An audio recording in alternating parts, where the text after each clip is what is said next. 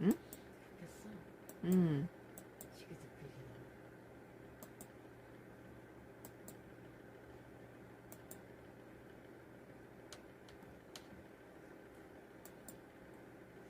머니투데이 2025년도 12월 22일자 오늘 기사인데요. 온몸에 구데기 안에 몰랐다고 100% 거짓말 쾌락형 살인 가능성이라는 기사입니다. 뭐 자기 아내 뭐 공무원인 걸로 생각하네요. 아내가 구더기가 난데도 몰랐다 한 것은 이거 인간도 아니죠. 파주 부사관 아내 사망 사건을 두고 배상훈 프로파일러가 단순 유기치사를 넘어선 살인 가능성을 제기했다. 특히 가학적 학대를 동반한 이른바 러스트 머더 쾌락형 살인 가능성을 언급했다. 배상훈 프로파일러는 지난 17일 슬기로운 라디오 생활에 출연해서 파주 부사관 아내 사망 사건을 분석하며 단순한 유기를 넘어 심각한 학대이자 살인사건 가능성이 있다고 주장했다.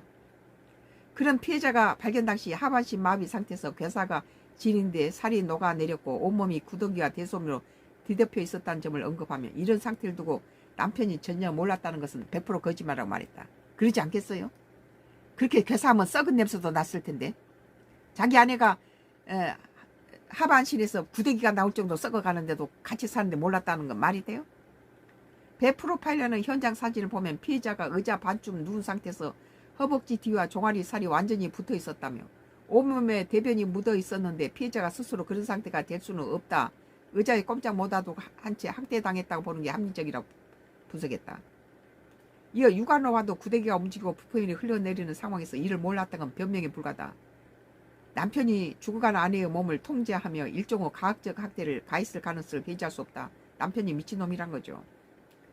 남편이 주장한 아내의 공황장애와 우울증에 대해서도 의문을 제기했다. 배 프로파일러는 피해자를 가스라이팅해 만들어낸 병명일 수 있다며 실제로는 다른 이유로 의자에 묶어두고 움직이지 못하게 했을 가능성이 있다고 말했다. 4분 37초에 틱톡이 끝난다고 나오네요.